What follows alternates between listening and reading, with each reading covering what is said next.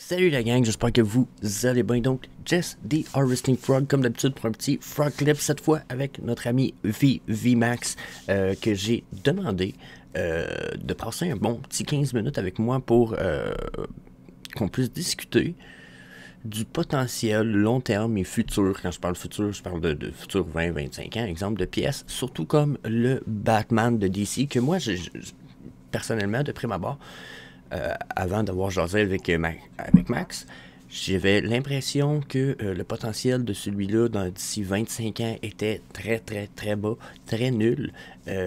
Puis Max avait un avis contraire, donc je lui ai dit Max, on se fait un 15 minutes review ensemble, puis on jase de ça en vidéo, puis on partage ça à la communauté. Il m'a dit fucking bonne idée.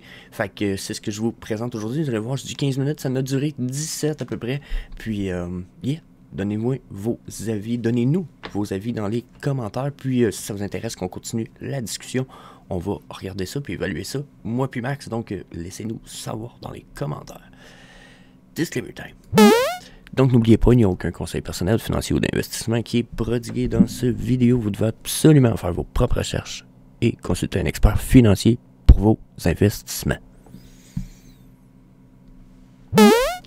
Donc, salut Max! Salut Jess, comment ça va? Ah, ça va toujours bien, surtout quand je suis capable de t'avoir un petit 15... Je te prends un petit 15 minutes de ton temps en ce moment, là, rapide, parce que on a discuté rapidement dans les commentaires YouTube. Je vais sûrement le montrer à quelque part ici, dans l'écran, quelque part, les gens vont voir.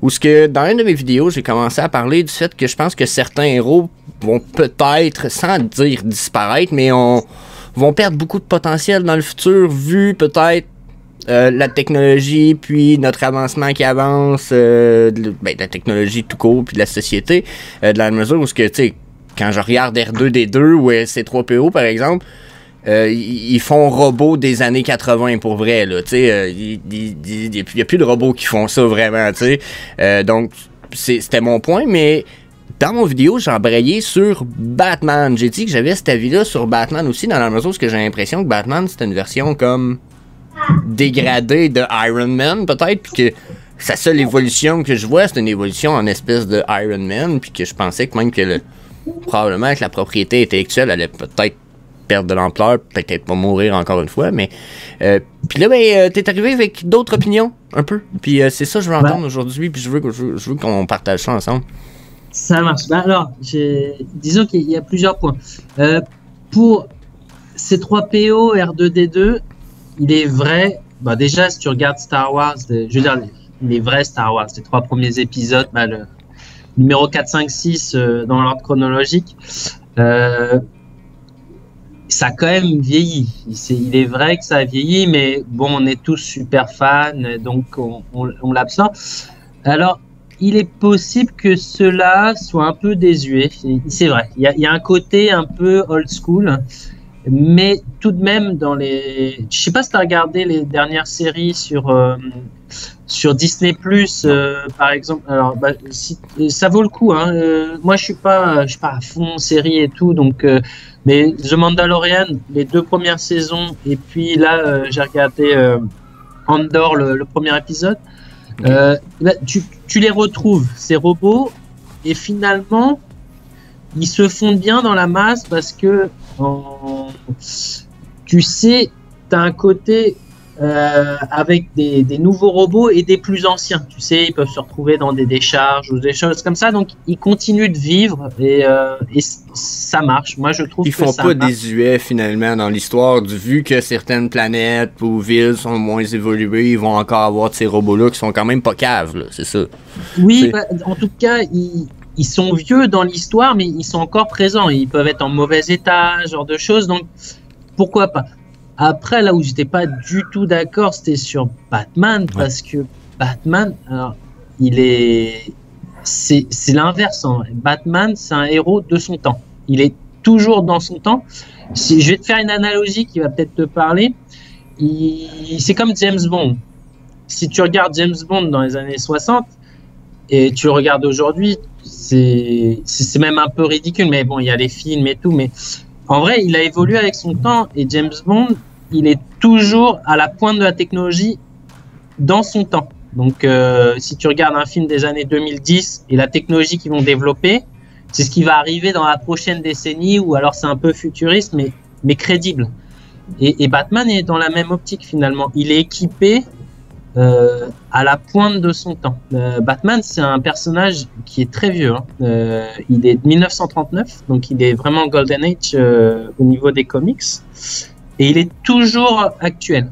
C'est plus dans cet esprit-là, c'est-à-dire que si tu regardes les premiers comics, quoi, donc 1939-1940, bon, moi ça me fait sourire, mais ça a très mal vieilli. Ça a très mal vieilli. C'est affreux. Le personnage, donc c'est Bob Kane et Bill Finger qui dans Finger, je sais plus, mais qui l'ont créé. Et là, c'est très désuet. Mais si tu regardes le Spider-Man de 1962, lui aussi, il est désuet. Même dans le storytelling et tout, ça marche plus comme ça. Mais ils ont évolué avec leur temps. Ça a été d'ailleurs pour Spider-Man la volonté pour le reboot. J'en parle souvent, mais les séries Ultimate, elles ont une nécessité de rafraîchir Spider-Man, donc de remettre Spider-Man en ado. Et puis d'intégrer tout ce qui est devenu le Spider-Verse maintenant, mais Miles Morales, etc. Ils ont remis des nouveaux personnages qui rafraîchissent tout ça.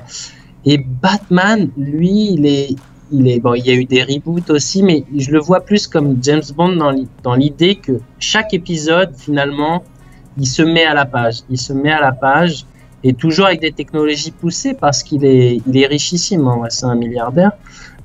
Et donc il a la capacité de se mettre à la pointe. Donc je le vois pas comme dépassé technologiquement, c'est ça que je veux dire. Et il évolue avec son temps, donc il est toujours bien situé. Contrairement à ce que je t'avais dit, tu vois, Superman il a beaucoup plus de mal à se situer dans il est très, c'est un autre temps, tu vois. C'était le mec très costaud, tu vois, c'est l'archétype du beau gosse de Californie qui sauve la planète. J'ai l'impression que... Je veux juste parler Superman rapidement. C'est que j'ai l'impression que ils n'ont pas fait évoluer l'histoire de Superman assez pour qu'elle soit possible que son côté extraterrestre soit exploité pour vrai d'un point de vue autant cinématographique que d'histoire. Dans la mesure où pour moi, il ressemble à un cousin de Thor. Je sais pas si tu comprends que ses pouvoirs, là. Ouais. Tabarnak. Les gars, venez-vous de la même planète, puis vous êtes cousins finalement, tu sais. Il y a rien que l'histoire de la kryptonite qui semble différent pour moi, mais peut-être que je connais pas assez mes héros, mais pour moi, c'est deux super puissants héros, genre, lui, je suis pas mal sûr qu'il aurait pogné le marteau de Thor, faire comme, salut. Oh, tu sais, j'ai ce feeling-là quand je pense Superman. Puis je comprends ce que tu veux dire, mais pour Batman, moi j'ai de la misère à le voir évoluer dans le temps, parce que je me dis, son évolution ultime, ils vont faire quoi? Ils vont y mettre 2 projecteurs en dessous des pieds, puis au bout des mains ici, ils vont y mettre un casque qui se rétracte, qui couvre tout son visage, finalement il va devenir Iron Man? Genre, on dirait que je le vois pas évoluer. Ouais, alors mais... Ben, je sais pas. Toi, tu suis les films un peu ou pas? Non, malheureusement. Non. Faut que je l'avoue, là. C'est un héros que j'aime pas tant non plus, mais c'est pour ça que je voulais peut-être l'avis de quelqu'un qui s'y connaît plus. Là. Moi, je te donne l'avis d'un nowhere, mais je dois pas être tout seul. Fait que... Il y a un film que j'ai pas aimé, c'est le seul de Batman que j'ai pas aimé, c'est Batman vs Superman. Ouais, c'est dans ce sens-là. Batman vs Superman, qui doit avoir 4-5 ans maintenant. Et il est un peu dans ce mode-là, c'est-à-dire qu'il a son costume, c'est devenu une armure, en vrai. C'est devenu, et ça lui va pas trop, mais c'est quand même la seule façon qui est crédible de pouvoir affronter Superman. C'est qu'il est, il est une sorte d'exosquelette, tu vois, vraiment à l'Iron Man, et ça colle pas, mais après il y a des histoires dans le comics qui sont comme ça. Je veux dire, c'est pas un délire pour le film. Mais c'est pas ce qui lui colle le mieux. En revanche, il est sur le tout dernier Batman qui est excellent pour moi, qui est vraiment c'est un Ghostbuster d'auteur, j'aime bien dire. Il est vraiment très travaillé. Et au contraire, ils sont revenus à quelque chose de beaucoup plus sobre. Il est beaucoup plus humain, entre guillemets. Batman, pour rappeler, il n'a aucun super pouvoir. Hein. C'est un être humain. C'est ce qui m'a toujours dérangé. Et qui est très bien équipé, parce qu'il est riche. Et du coup, là, je trouve dans le dernier film, qui est vraiment très récent, il est ultra crédible et il est efficace, mais avec des failles. Tu vois, il a ses vulnérabilités aussi. Mais du coup, moi, en tout cas, je l'ai jamais trouvé dépassé jusqu'à présent. Donc là, on est en 2020. Il a 90 ans. Non, il a 80 ans le personnage. 1939, donc un peu plus. Il est toujours à la page, je trouve. Hein. Donc sur d'autres, tu vois, tu me parles d'R2D2, C3PO, je suis assez d'accord. Superman, c'est pas un personnage que j'aime, donc je suis peut-être beaucoup plus critique. J'ai envie de dire que Superman puis Batman sont différents aussi, dans le sens qu'ils ont peut-être pas mis autant d'efforts, vu peut-être que dans Batman, dans Superman que dans Batman pour les films, puis tu sais, il y avait Smallville qui était une série télé un peu, mais c'était pas, je pense qu'ils ont mis des efforts différents dans une et l'autre des IP. Mais ma question pour toi, c'est connais-tu parce que tout le monde a le même âge, 35 ans et plus. Connais-tu des jeunes en dessous de 25 ans, toi, qui trippent sur Batman? Ah, ça, c'est une bonne question. Je sais pas, faudrait... Moi, c'est là où que ma perspective du futur, je la vois perdue, parce que je me dis, dans 25 ans, des gens qui veulent acheter des NFT, qui commencent à avoir de l'histoire parce que eux ils sont jeunes, puis que là, ils viennent tomber à 27 ans, genre. Tu sais, ou même ou même peut-être à 30, 35, parce qu'ils ont notre âge, puis là, ils commencent à investir, tu sais. Est-ce qu'ils vont investir dans Batman? Je pense que oui, mais j'en suis pas sûr. Pour le coup, il faudrait interroger cette tranche d'âge, on va dire de 20 à 25, voir si ça avait fait triper ou pas, s'ils ont suivi les films ou pas. Quand même, les 4-5 derniers films de Batman, c'est des gros succès box-office. Alors, je sais pas qui sont allés les voir, mais c'est quand même des succès importants. Je pense que le public est certainement moins jeune que celui de Spider-Man, hein, très certainement, ou des Avengers, qui est vraiment toute génération. Hein, là, les petits ont tripé dessus. Quelques éléments, il y a quand même, tu sais, ça existe peut-être au Québec aussi, mais nous, on a les cartes Panini, ce genre de choses. Dans les rayons de supermarché, tu as quand même les cartes à collectionner, Batman et tout. Non. Donc, le public de ça, c'est des enfants. Donc, t'as quand même pas mal de séries animées Batman hein, depuis le temps. Notamment, il y a eu un film Lego. Donc, je sais pas si ça marche, mais il y a quand même une cible jeunesse qui est toujours là. Okay. Mais je ne saurais pas répondre à ta question. C'est une bonne question, par contre, sur la projection. Parce que moi, j'étais plutôt sur...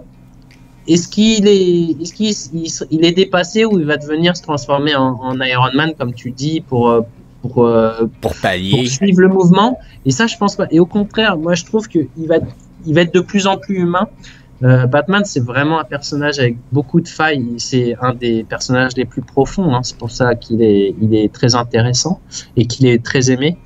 Mais je suis sur côté générationnel et fanbase, en gros, ça, je sais pas. Tiens, je vais essayer de voir. C'est intéressant, ça. Ben, c'est ce qui m'apporte à amener des sujets. Comme là, j'ai fini d'enregistrer une vidéo tout à l'heure avant qu'on fasse tout ça, il y a à peu près 1 heure, où je parle de tout ça, puis j'amène surtout les golden moments, puis je regarde les gens, je leur dis, tu sais, il y a des golden moments, d'après moi, comme Elsa, qui ont la possibilité, dans 25 ans, de peut-être pas valoir beaucoup, parce que ça se peut que les nouvelles générations s'en calissent, comme on dit au Québec, ils s'en foutent.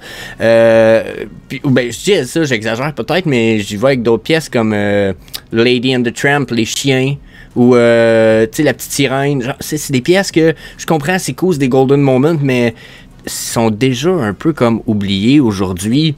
Je les vois mal perdurer, tu sais. Tandis que si je parle du Disney D-Logo, dans 25, 30, 50, 60 ans, s'il y a encore des NFT, le monde en achète encore. Le Disney logo, bon. Alors, je suis tout à fait d'accord avec toi sur le fait que ce qui est le plus intemporel, finalement, c'est... Bon, il y a Mickey qui va traverser tout le temps. Le partner statue. Et puis après, il y a le logo Disney, parce que lui, en vrai, il représente tout l'univers. Donc, il y a pas de souci là-dessus. Sur Elsa, je sais pas. Alors, ça dépend s'ils continuent. Les personnages vieillissent et ils embarquent pas tout. En vrai, il y a une génération qui est sensibilisée. Donc nous, on connaît La Petite Sirène et tout. Après, moi, j'étais pas super fan, mais peu importe, on voit. Et c'est vrai que là, ça parle moins et les gens vont moins investir dessus.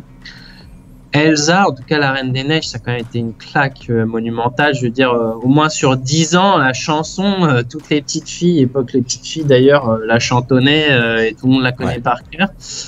Il y a eu le numéro 2 qui est un vrai numéro 2. Hein. C'est pas comme La Petite Sirène numéro 2 ou Bambi numéro 2 qui sont vraiment des films beaucoup moins bons et qui n'ont pas du tout la même portée. Celui-ci, il est sorti au ciné, ça fait un gros carton.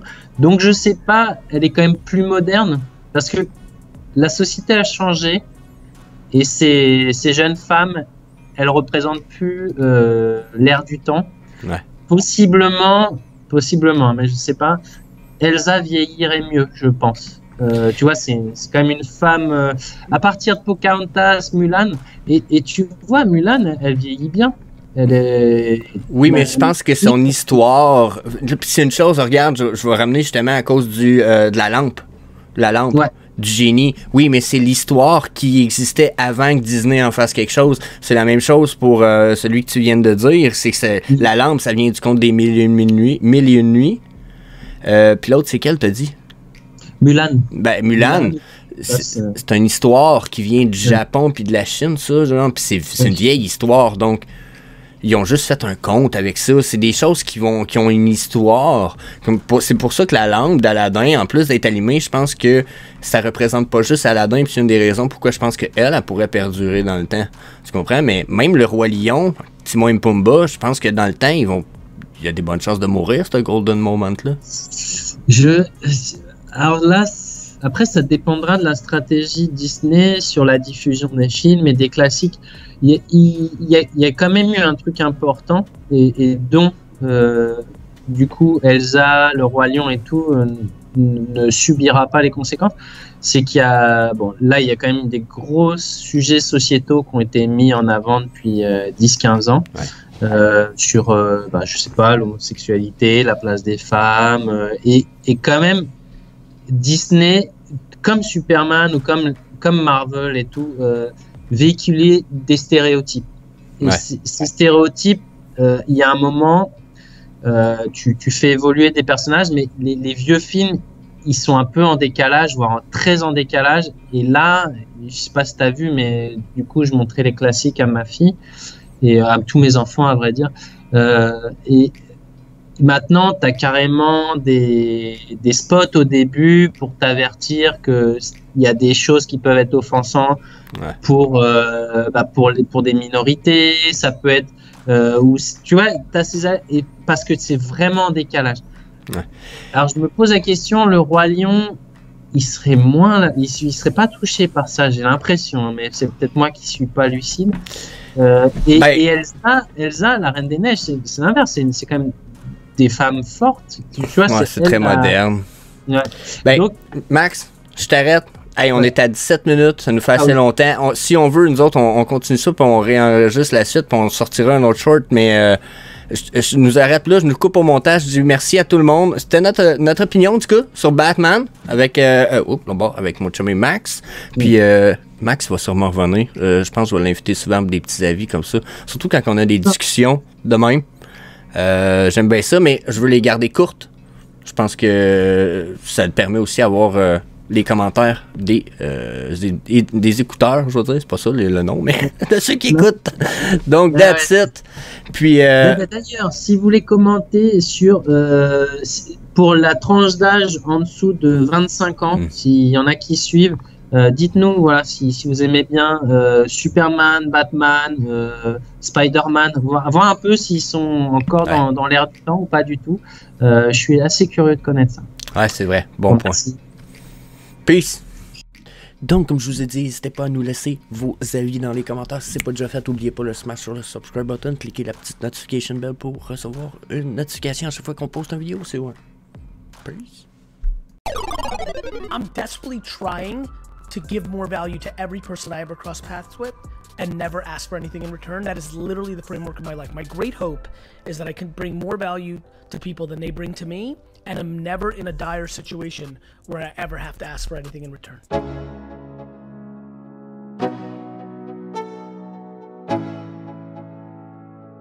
Let's go. Yo. I'm like an addict, do I gotta have it. I ain't even playing, got a really bad habit. If it moves, gotta grab it, fuse like a magnet. Lose, won't have it till I'm doomed in a casket. I ain't playing, got a weird mind. If you work 8 hours, I'ma work 9. If the shit tastes sour, you should taste mine. I'ma stay in power for a long time.